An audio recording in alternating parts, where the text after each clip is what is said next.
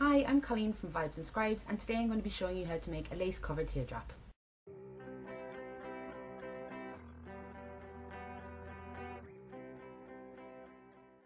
Okay, so we're going to attach our lace onto our base. So first we're just going to pin it on. So we're just going to cut out the sides of it, allowing about 1 inch on each side just for it to go underneath.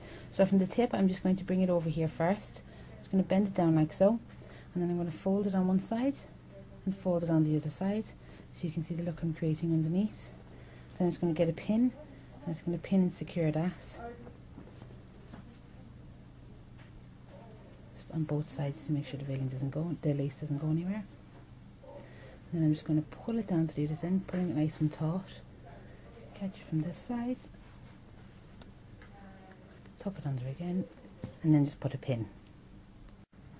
So using our needle and thread with a knot to the end on the double thread, I've gone with a black thread just because it'll hide better in using the lace. I'm just going to bring the needle and thread through, just from underneath slightly, and through again, just to secure the lace on. And you're going to work your entire way around. I'll just do a few stitches just to show you how. So we're just bringing it through on itself and back over.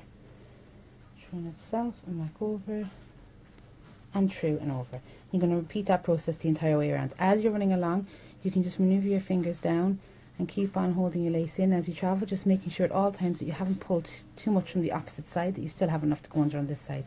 If you feel you want to put a little pin here and here, then feel free to do so. But sometimes you just feel you'll be able to pull the lace a little bit tighter if you're using your hands while you go. So I'm just going to show you another one stitch. Bring it through and around and secure it under, and repeat the process the entire way around.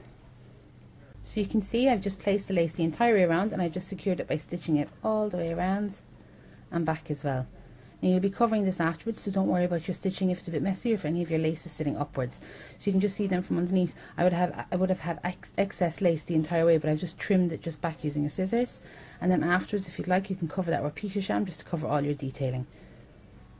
Now next we're going to attach our feather onto our base.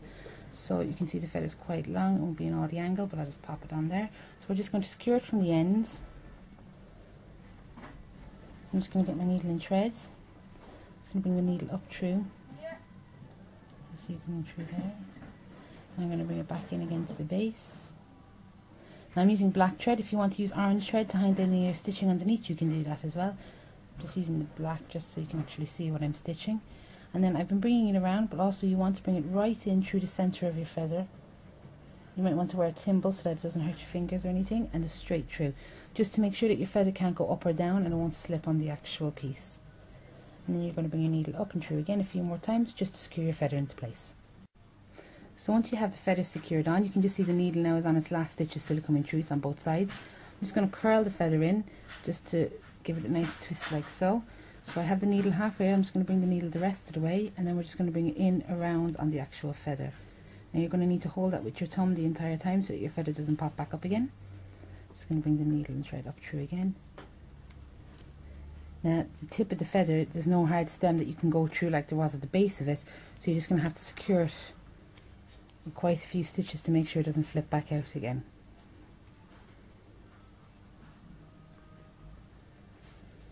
And now I'm just going to bring a few stitches in around the actual tip of the feather as well.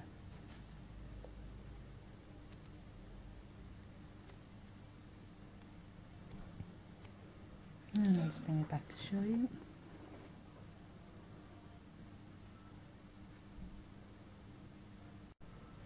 Now, so next we're going to be attaching our feathers on top. So you can see it's quite a large bunch, so if we put that many on, it might look a bit too much. So I'm just going to separate them first. So you can actually see we have a wide variety of feathers available in different colours.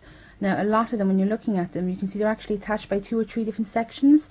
So if I bend this bit down, the rest will stand up, whereas you have this piece coming out. So you could actually detach this piece and either use one side or the other, so it would allow you to use 2 pieces for 2 separate head pieces if you wanted to. So I'm just going to show you one now that I've separated, which would be this one. So I've just separated into 2, and I'm going to be using this side. So I'm just going to place it down on top. Now afterwards we can cut off all our excess, the wire and the stem of the feather from the original piece into it. For now I'm just going to be actually stitching this on. So it's just going to stitch straight up on top. You can see, then you can flare them all out afterwards. Now once you have your feathers stitched into the center of your piece, I'm going to make a centerpiece that will be going on top. Today I'm going to be making a lace flower, so I'm just going to show you, just using some of the scraps of lace we have left. just going to cut a straight line here just to straighten off the lace.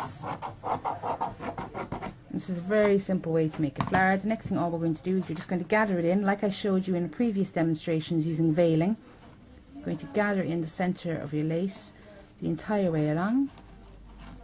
Just pinch it into the center so you've made a fan on both sides. Then I'm just going to get my needle and threads. Just hold that to make sure it doesn't go anywhere. I'm just going to bring the needle and thread straight through the center. Just going to make sure they're definitely staying apart, and I'm going to wrap the thread around a few times and back through the center again.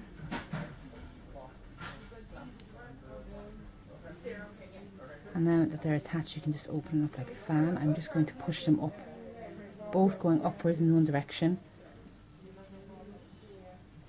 and I'm going to pull them apart, and then I'm just going to stitch through a few more times. Now it's hard to see with the black. I'm just bringing the needle and thread up through, creating a little stump at the end of the flower, which you'll be able to then stitch onto your piece. I'm actually just going to wrap the needle and thread around a few more times so you can just start to see the little piece at the end and through again. And when I open this up, you see we have our little flower here. Now once you have your lace flower attached on, you have all your adjustments made to your headpiece. The last thing to do is just put on something so that you can secure it onto your head. So today we're going to be working with a comb. We have previous videos that are up showing you how to attach a comb using the L shape. So I'm just going to show you now. We're going to put the comb onto the back of the base.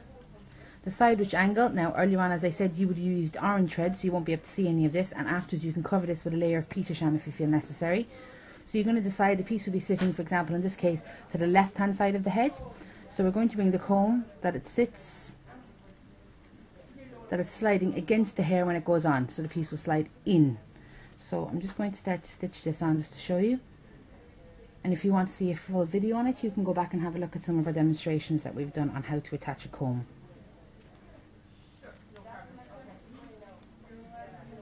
Just going to bring the needle and thread through. Now I'm using black thread in this case because it's going to be going up through the lace, so you won't be able to see as much of the stitching rather than an orange.